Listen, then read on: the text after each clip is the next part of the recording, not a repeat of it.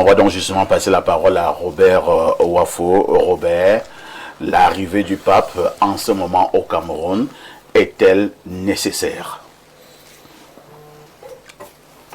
Si c'est pour venir exorciser les démons, n'est-ce pas, qui sont nombreux dans le sérail gouvernant, ça peut être nécessaire, mais bien sûr.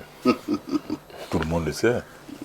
Si c'est pour... Moi, je n'en sais rien. Non, mais si c'est pour ça, bon, voilà, vivement que ce soit fait. Mais si c'est une visite pour une visite, c'est-à-dire une visite où il n'y a pas de message qu'il porte, il serait difficile de donner du tort à ceux qui pensent que ça ne sert à rien. Mais tout au moins, comme Soulé a dit, on a quand même vu certains axes être réhabilités. Je ne vais pas dire bitumés, je dis réhabilités.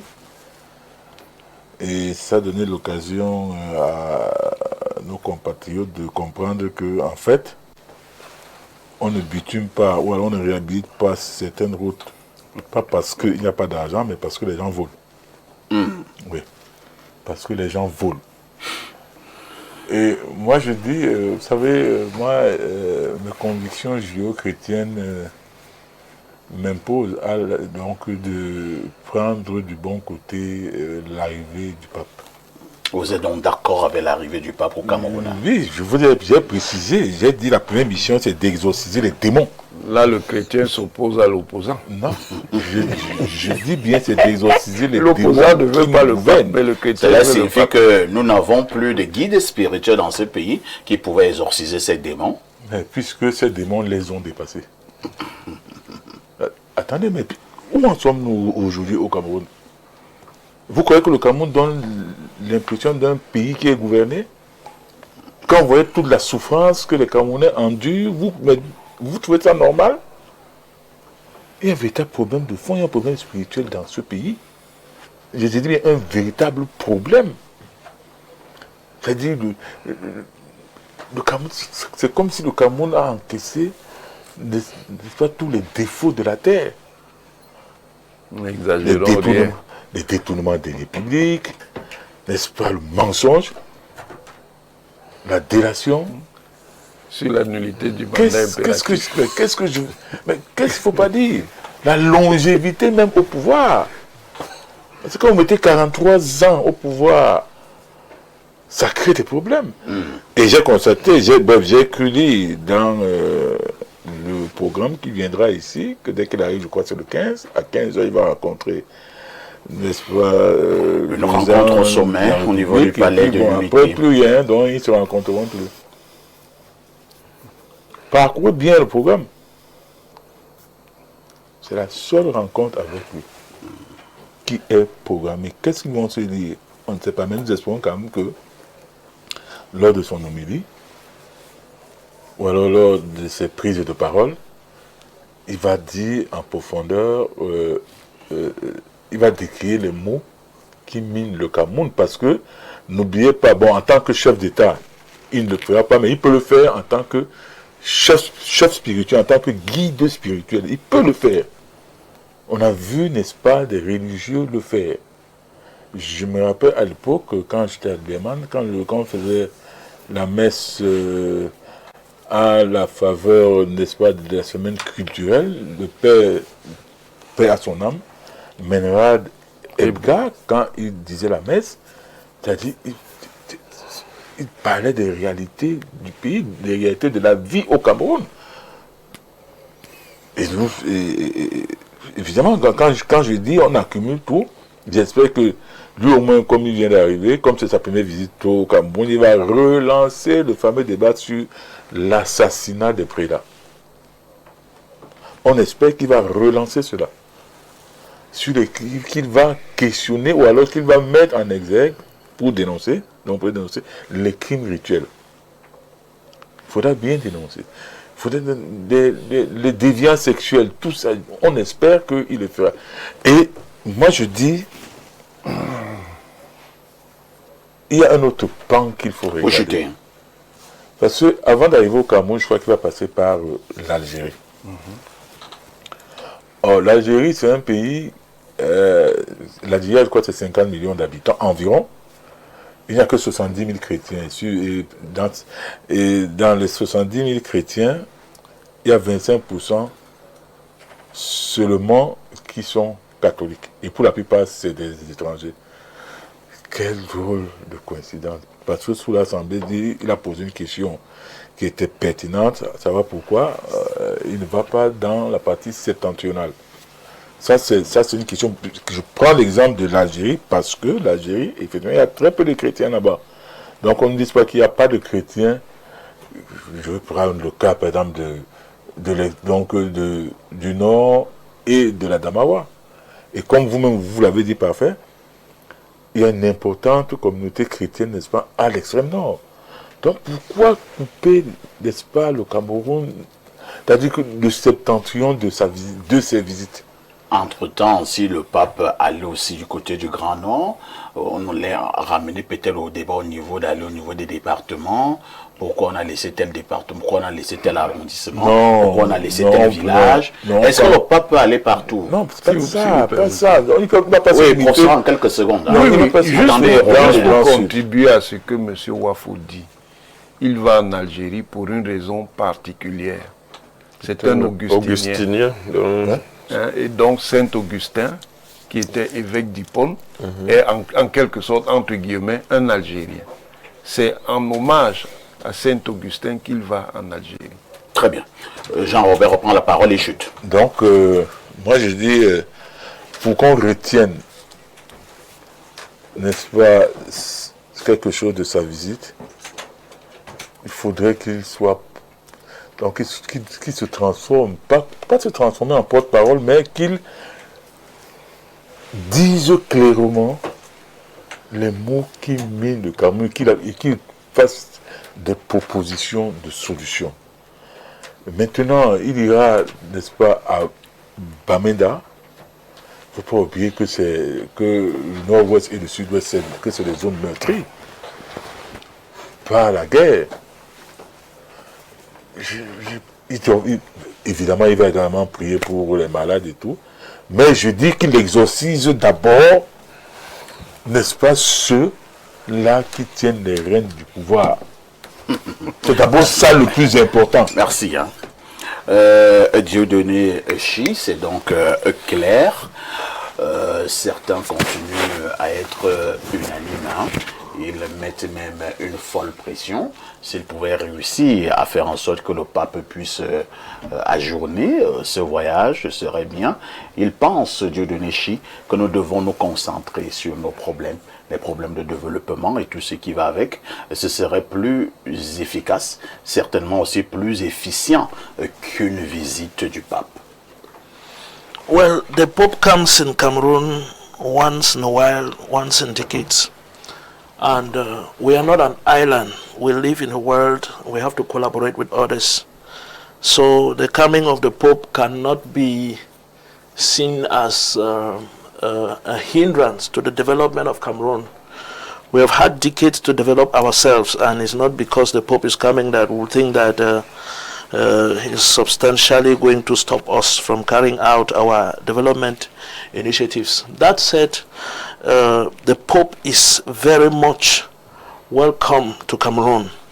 And if I have to go by the theme of our discussion, we're asking ourselves the question, what does Cameroon stand to gain? And we can find out in the theme of the Pope's visit. The theme of the Pope's visit is, may they be one. May they be one. One to love one another. May they be one.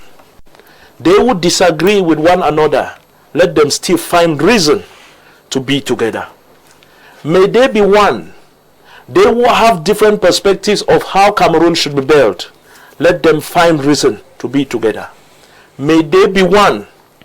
They who at one point in time are very frustrated with the way Cameroon has been managed.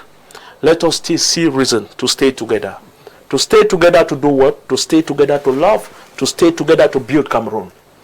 The Pope is therefore coming in a country that is facing problems with her unity.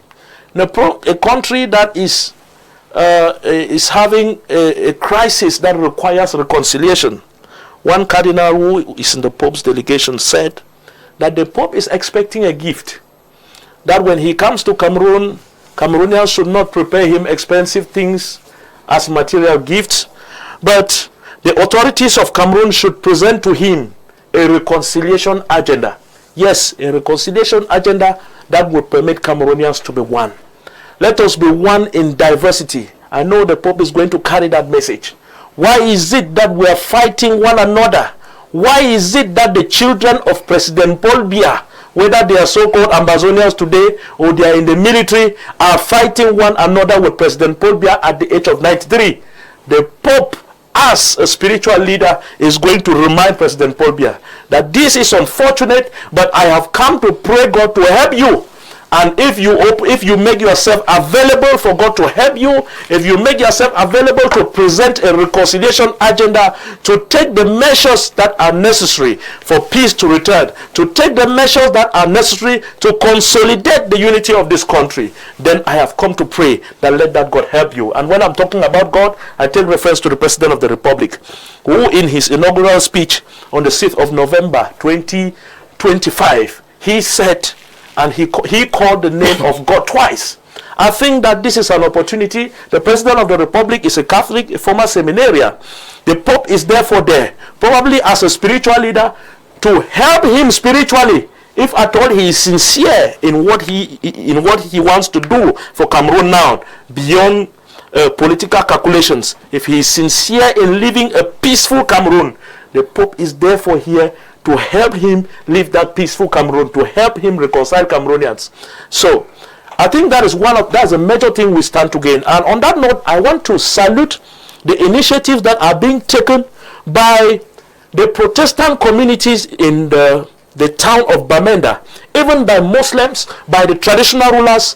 I'm thinking particularly of Pastor Warasa Solomon of the Rama Christian Center. I'm thinking about the Friends of the Northwest. I'm thinking about the Muslim community who are mobilizing themselves that the coming of the Pope is not an issue of Catholics only. The coming of the Pope is an occasion for people to sit together and pray God. It is an occasion for people to pray for unity, to pray for reconciliation. It is an occasion for people to sit together and talk to one another from the heart. Speak the truth and look for solutions, long-lasting solutions to the problem that Cameroon is having. God is one. He is not a Muslim. He is not a Presbyterian. He is not a Catholic. God is one.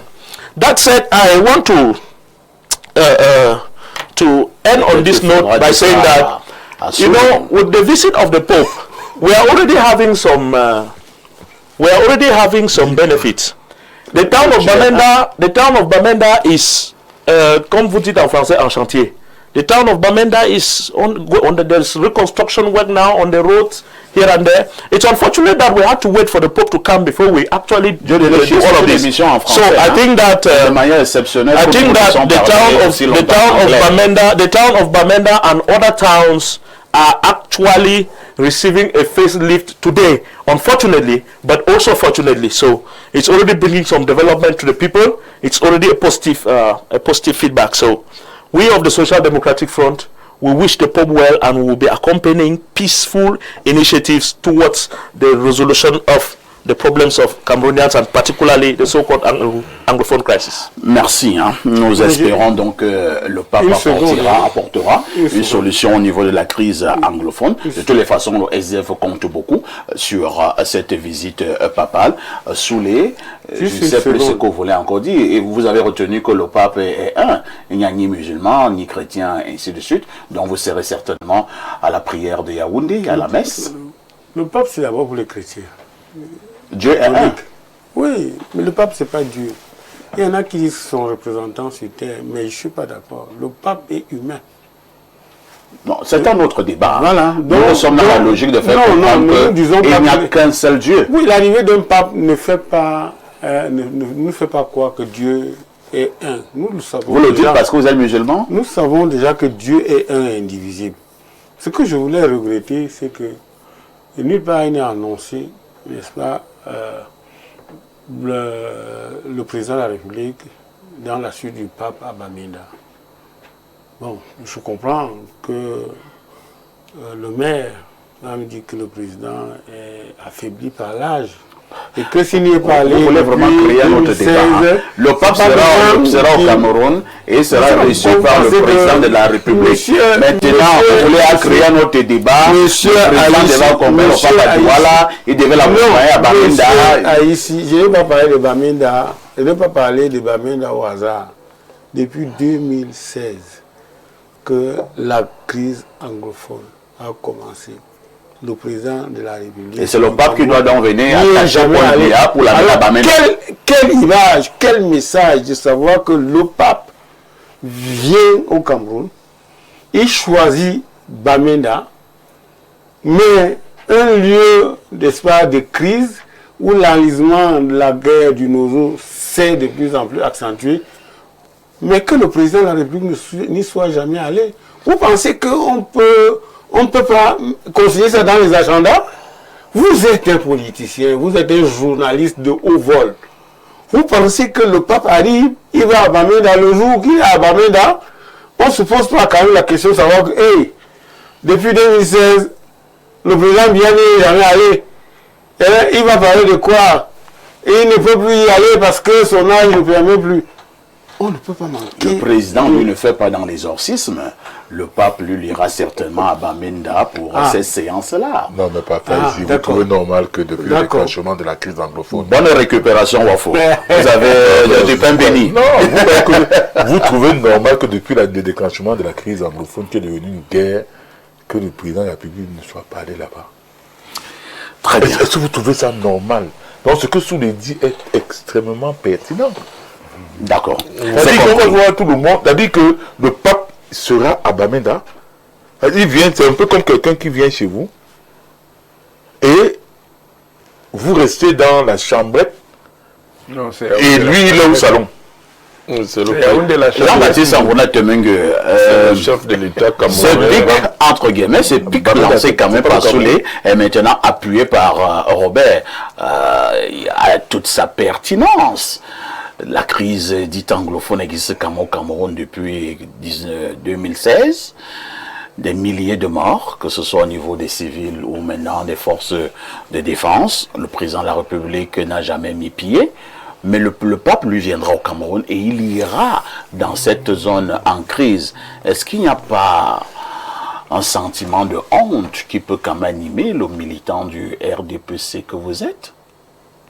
Je rappelle tout simplement que c'est le chef de l'État camerounais qui a validé tous ces programmes, cet agenda du pape, et donc qui a autorisé qu'il aille prier avec nos compatriotes à Bamenda. Le président, lui, ne peut pas prier avec lui à Bamenda. Hein? Peut-être la prière sera encore plus renforcée. Vous imaginez deux prières. La prière du pape associée à celle du président de la République. Peut-être ce serait formidable. Le président de la République n'est pas un prieur en tant que président de la République. Il a fait son travail avec des offres de solutions, un grand dialogue national et d'autres solutions d'autres décisions qu'il a eu à prendre pour régler ce problème. Et c'est quand même été départi parfois de ta casquette du RDPC, mon frère. Parce que vous êtes départi de votre carrière du FCC. C'est votre casquette qui vous fait dire cela. De toutes les façons, vous êtes toujours en direct sur Info TV. Vous regardez Libre Expression. Nous revenons pour la dernière ligne droite de ce programme.